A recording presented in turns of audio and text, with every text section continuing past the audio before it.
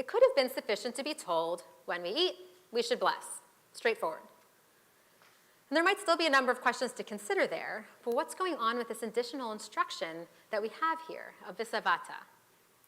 The Hebrew word sava means to be sated, as in sated from food or having one's desires fulfilled. And this is not the first time that we encounter this word in Torah. The first appearance of sava is back in the book of Exodus. Shortly after leaving Egypt, the Israelites complained. They do that a lot. I guess some things never change. This time they were complaining that they were hungry. And it is in response to these complaints that God began to shower the Israelites with manna each morning. Moses tells the Israelites that they will have food, lisboah, to make them full. The description of having one's fill might be obvious for us, but now place yourself in the sandals of the Israelites.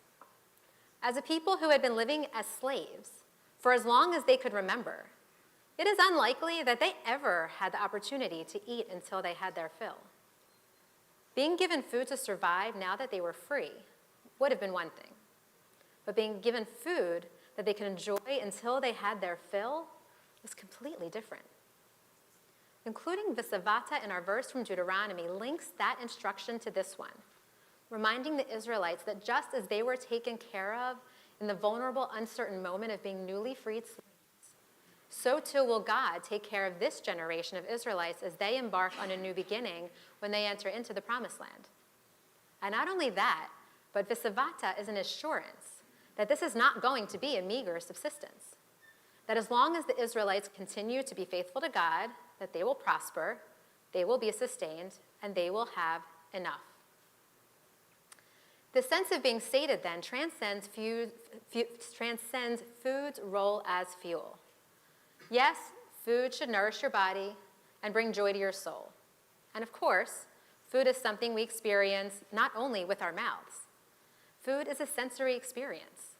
The taste and smell of food wafting from a kitchen or our plates can make our mouths water and evoke potent memories. The sight of food meticulously arranged on a plate celebrates the beauty of each individual ingredient and the harmony created when we combine them all into that one perfectly balanced bite. Food connects us to our past. It defines our culture and identities. It is the impetus for gathering in the present and a piece of the legacy that we long to give to future generations. Eating is and should be an experience, a choice we can make multiple times a day to connect with our heritage, to connect with the land, and to care for ourselves. And this is not a one-size-fits-all approach. What is healthy and nourishing for you to eat might not be the same for me.